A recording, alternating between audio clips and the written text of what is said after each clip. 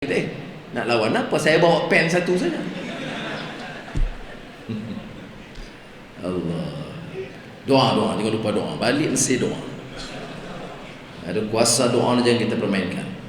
Jadi saya tanya Mahdi Akif, cerita yang sama. Tanya Mahdi Akif, tengok jawab dia macam mana. Sebab itu asas agama, akidah, akhlak, syakhsiyah sangat penting.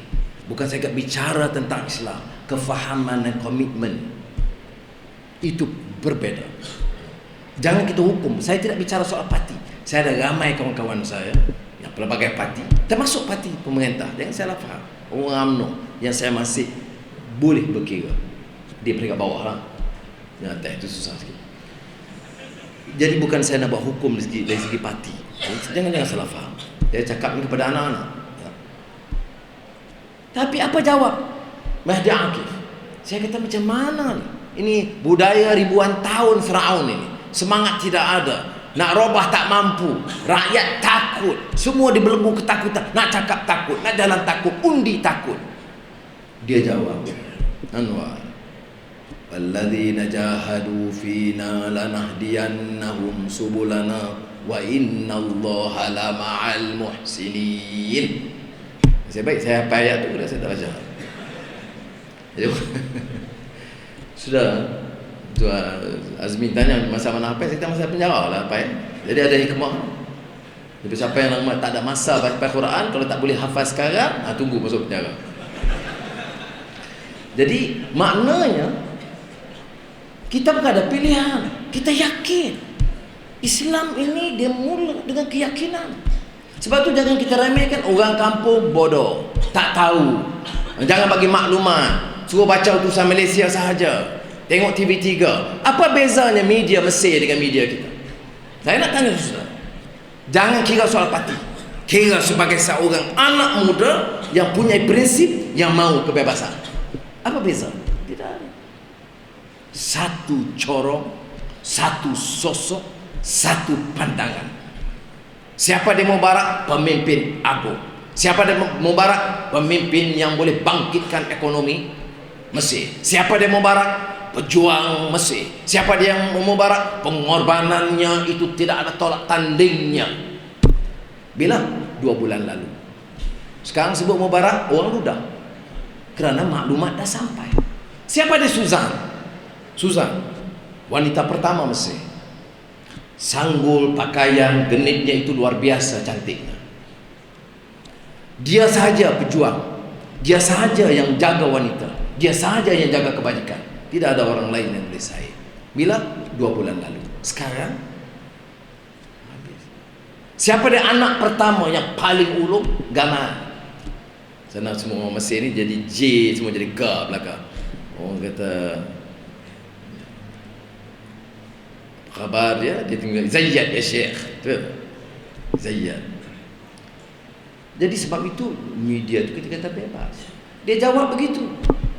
Kata Mahdi Akif, kita ini tanggungjawab kita ta'muruna bil ma'ruf wa tanhauna 'anil munkar wa tu'minuna billah. Baru khairah ummah. Bukan ada pilihan. Jadi melangkah dalam perjuangan suatu ketentuan. Saya saja tanya, tapi susah nampak. Lembab saja. Jumpa pembangkang pun semangat, tak ada pudar je. Macam ni ke? Dapat 1 juta ke 2 juta lompat. Ada persamaan dia. Jadi dia jawab, itu bukan soal kita. Soal kita berjuang. Wallazina jahadu. Kemudian saya kata nampak susah. Dia kata tak. Siapa kata susah? Nasrun minallahi wa fathun qarib. Kalau berlaku. Tengok tercetus di Tunisia. Sebab apa saya pilih itu terang gini? Orang kata nanti saya bicara soal politik. Saudara belajar di Mesir. Saudara harus ikuti perkembangannya.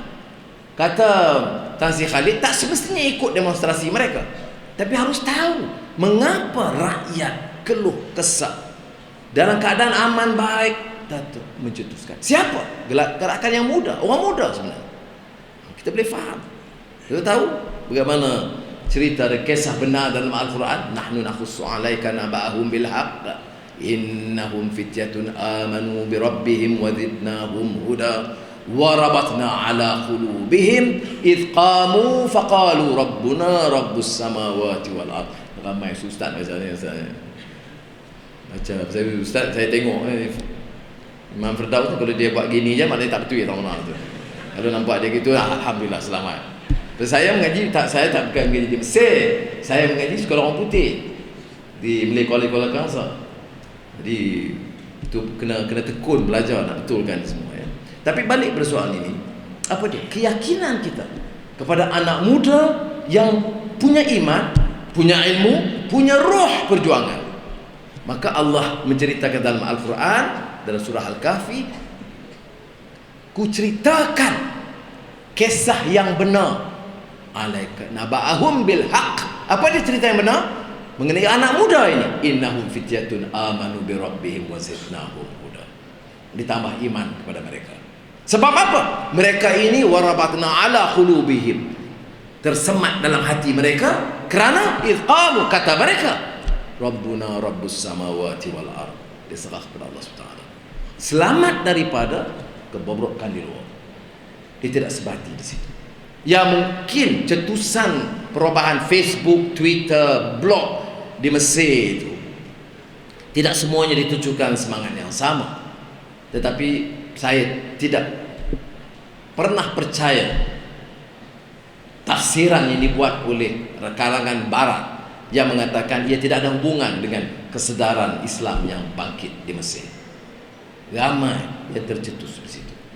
Kalau nak katakan ustaz-ustaz, Tok Guru Azhar pun banyak kata, jangan atiullah wa atiur rasul ulil amri minkum, maka jangan lawanlah kamu Mubarak itu al-Mubarak. Sokonglah dia. Ya, arahan jangan. Itu arahan Tok Guru.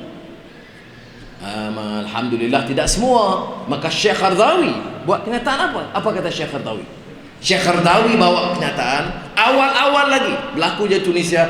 Dia kata, wahai rakyat Tunisia, wahai umat Islam, bangkitlah kamu daripada kealpaan. Yang kita tuntut itu bukan mahligai, yang kita tuntut itu yang hak atas kita, yaitu hak asasi kita, kebebasan kita. Apa arti negara merdeka tanpa kebebasan? Maka sebab itu dia minta rakyat Mesir, anak-anak muda, kata ayo syabab. Dia tak kata anak muda Muslim saja. Dia sebut, bila disambut, saudara dah ada di sini masa itu. Bila Syekh Qardawi disambut di Mesir, itu jutaan orang di lapangan Tahrir. Ya, salat Jumaat dengan dia. Dan dalam khutbah dia sebut Muslim dan disebut Coptic Christians. Sebab sebelum itu ada percobaan orang nak lagakan Muslim dengan Kristian. Dia guna juga Tok Guru ni. Berapa ustaz? Laga. Ini orang Kristian dah jahat gini-gini, laga. Bakar beberapa gereja, bunuh beberapa orang Kristian. Syekh Qardawi minta syababul Muslim, kata dia, kamu bangkit jadi benteng. Jangan tunggu orang Kristian pelihara gereja. Kamu orang Islam tunjuk kamu ini bebas, merdeka, adil. Kamu mesti sama-sama kawal gereja-gereja ini. Maka anak-anak muda Islam pun kawal bersama kawan-kawan dalam ikhwan. Maka orang yang nak pergi serang tak berani, undur. Jadi berdepan di antara puak yang dihasut oleh agen Mubarak ini dengan mukhabarat dia, dilarang, dihalang oleh anak-anak muda Islam.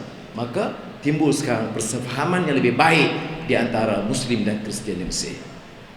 Saudara, sekarang ini proses transisi, saya tidak mau panjangkan. Saya oleh kerana ada hubungan mereka masih sekarang diminta, dan si Khalid pun ada bincang dengan beberapa teman yang di Indonesia, Pak Adi Sasono, yang mengendali proses transisi ke arah demokrasi, dari sistem kuku besi ke demokrasi. Saya masih hubungi dengan teman-teman dari dua-dua pihak, dari yang liberal nasionalis dan juga dari gerakan Islam, yang meminta saya fikirkan jalan untuk mengajak beberapa orang tokoh lain, wakil Tayyip Erdogan Turki, saya dan Presiden Habibie. Dan Presiden Habibie itu dia ambil alih dari Soeharto, bebaskan media, mahkamah adil bebas, kemudian bebas semua tahanan politik, batalkan semua undang-undang yang kejam, Akta Keselamatan Dalam Negeri, Akta Universiti, Akta mengongkong media. Itu yang Habibie lakukan dalam tempoh setahun yang awal. Maka mungkin dalam 1-2 hari ini bila saya ada ke lapangan, saya terbang pergi ke Jakarta bincang dengan Habibie, kerana mereka minta kita ada international team. Kalau saya pergi, saya mesyuarat belah siang, malam saya jumpa saudara insya-Allah di Kairo untuk laporkan. Saya bertanggungjawab kerana saya penasihat ekonomi Selangor, jadi kena lapor kepada mahasiswa-mahasiswa Selangor apa yang berlaku. Walaupun tasik kali bayar RM1 sebulan je. Jadi saudara, maknanya sekarang ini seperti mana disebut oleh Menteri Besar tadi, dia bukan masalah Mesir lagi.